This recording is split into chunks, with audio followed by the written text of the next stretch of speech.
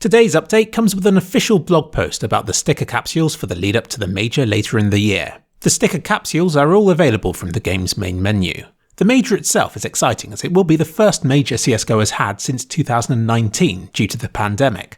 So while there's still uncertainty about whether the event will go ahead with a crowd and everything, there are at least plans for it at the moment. And it's scheduled for the end of October, which gives the world 9 months to get COVID under control.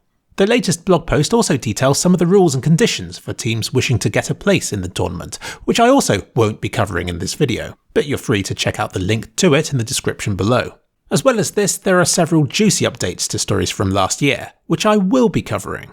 For example, last September, many coaches of CSGO teams were finally caught abusing a spectator exploit which allowed them to view parts of the map that they shouldn't have had sightlines to, which potentially gives their team a massive informational advantage.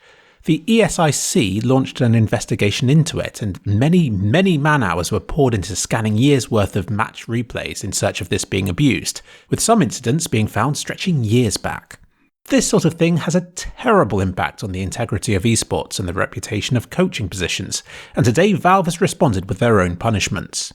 Coaches caught abusing the bug have been banned for a certain number of majors depending on how much they abused it. Those who only abused it a tiny little bit won't be personally punished, but some of the heaviest offenders will be banned for life. You can check out how badly punished all the naughty coaches were by following the link in this video's description. Given how severe the incident was, how long Valve thinks it went unreported for, and how many coaches were found to have been using it, Valve has decided to nerf coaches by preventing them from being in the same room, server, or communications device as the players when online matches are underway for Valve-hosted events. The next juicy follow-up is to the bot removal incident. If a teammate left a match or was kicked, they used to be replaced with a bot who could be taken control of by players who had already died in that round. Valve removed this, and this was quite unexpected and seemed most unfair that a 4v5 was literally just that, giving the team with the player down a huge disadvantage for the rest of the game. Valve has done two things to remedy this. For a start, when a player disconnects, the game will automatically initiate a 2-minute technical timeout, which will end early if the player either disconnects or rejoins. This is a sensible step in my opinion, since you previously had to use your one timeout in the hope that it would buy a player enough time to rejoin, so an automatic freeze is a great improvement. Right now it looks like teams get a maximum of 1 of these per game, but it would be easy for Valve to modify this, and the duration of these technical timeouts thanks to the addition of 2 new console commands controlling these variables. The other thing that they've done is to give the team with the player down bonus money. Provided the player left and wasn't kicked, then after 3 rounds, the remaining players on the team with the fewest players will be awarded a bonus $1,000 per round to aid them in their uphill struggle against the enemy team. This doesn't feel like such a finely calculated change to me, but it's a step in the right direction, and if I'm honest, I don't see a neat way of balancing the game once a player has left.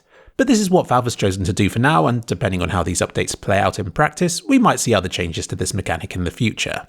A small but appreciated feature is that pinging a location now displays that location, which is great news for players such as myself who struggle to describe wherever I've just seen an enemy poke out from. Thank you to Vasilav TV for suggesting this one to Valve.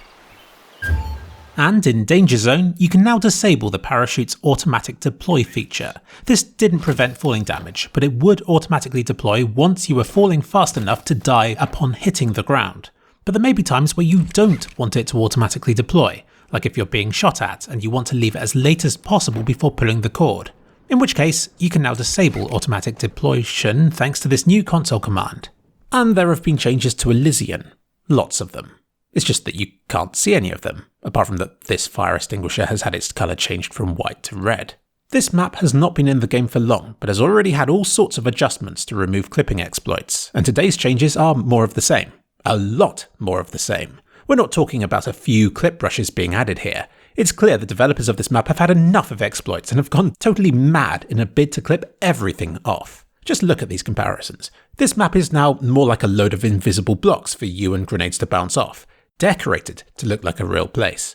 Pixel walks, clippings and boosts have been remedied, and grenade clips have been added to help them to more reliably bounce off surfaces. In my opinion, this map's latest changes are some of the most boring, since I need to cover it, but it doesn't look too exciting without clipper vision being turned on, and it's not like any of these are big enough for many people to have noticed or to have benefited from. So because of that, I'm happy just showing these before and after pics, and ending this video here.